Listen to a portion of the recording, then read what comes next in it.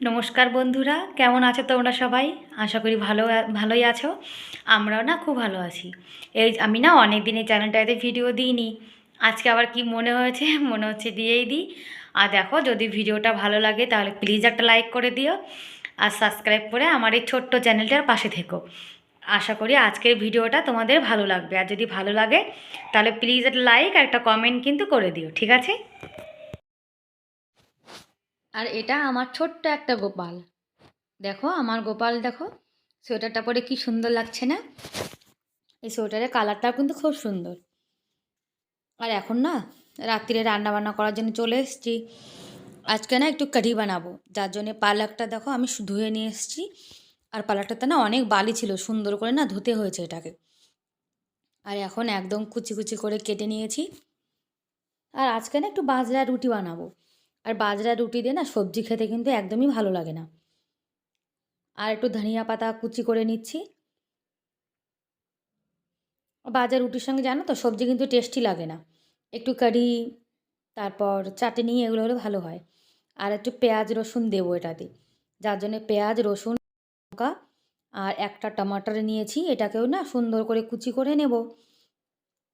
আর কারিটা কিন্তু আমার বরের খুবই ফেভারিট। ওর কারি আর বাজরা রুটি হলে না আর কিছুই লাগে না।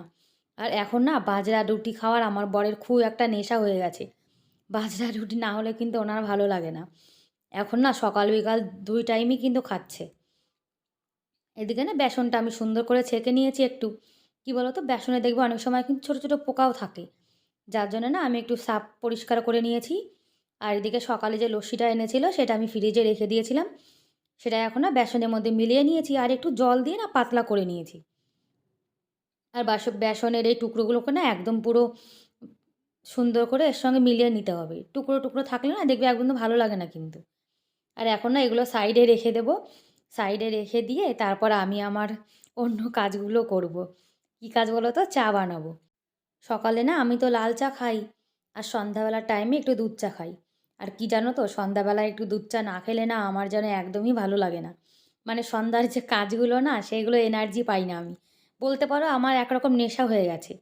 আমি কিন্তু জানি যে চায়ের নেশাটা করা উচিত না, সেটা কিন্তু আমার বড় বলে। তা কী করব বলো, এখন নেশা হয়ে গেছে। আর এক টাইম খেলে কি হয়? এক টাইম খেলে কিন্তু কিছুই হয় না। আর এক কাপ চায় কিন্তু বানিয়ে নিয়েছি, এক কাপের বেশি কিন্তু আমি খাবো না।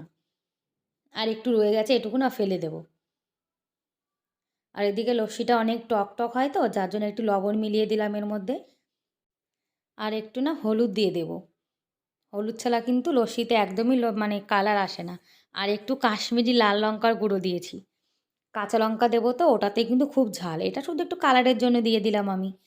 আর সুন্দর করে না মিলিয়ে রেখে দিয়েছি। আর এদিকে কারেন্ট আসছিলো, হিটারে বসিয়ে দিয়েছি। আর কি জানো তো, শীতের সময় কিন্তু এই হিটারের পাশে বসে রান্না করতে কিন্তু খুব ভালো লাগে।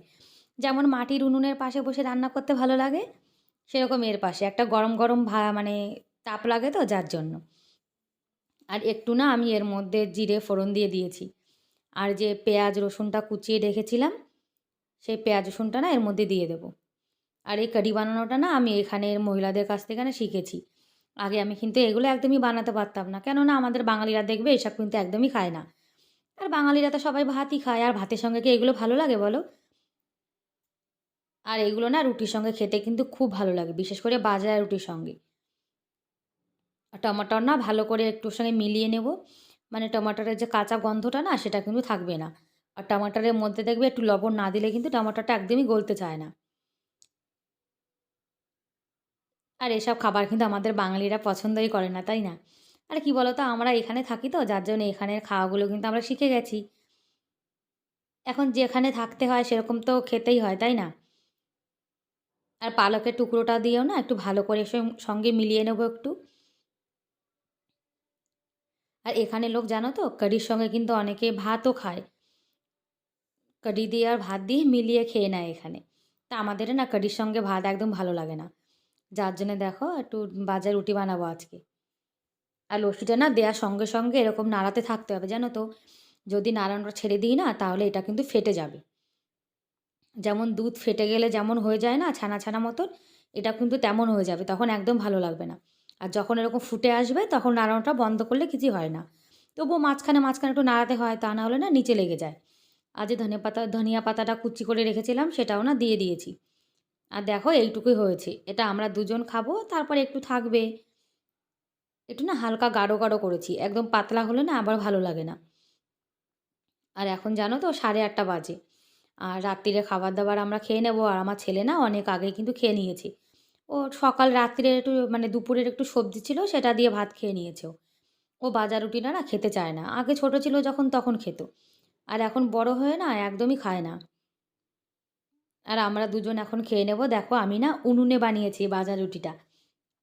আর ভাজা রুটিটা কিন্তু আমি এখানে এসেই বানানো শিখে গেছি। আজকে না ভাজা রুটি 5টা বানিয়েছি। এগুলো খুব মোটা মোটা হয় তো, দুটো খেলেই না পেট ভরে যায়। আর এটা দেখবে এটা না অনেক ভারী খাবার। এটা অনেকক্ষণ কিন্তু পেটে থাকে। আমি দেখেছো রুটি বানানো কিন্তু শিখে গেছি। এরপরে না একটু ঘিও মিলিয়ে নিয়েছি। এটা আজকে আমাদের রাত্তিরে খাবার। আর এই খাবার খেতে খেতে তোমাদের থেকে বিদায় নিচ্ছি। দেখা হবে পরের ভিডিওতে। Bye bye.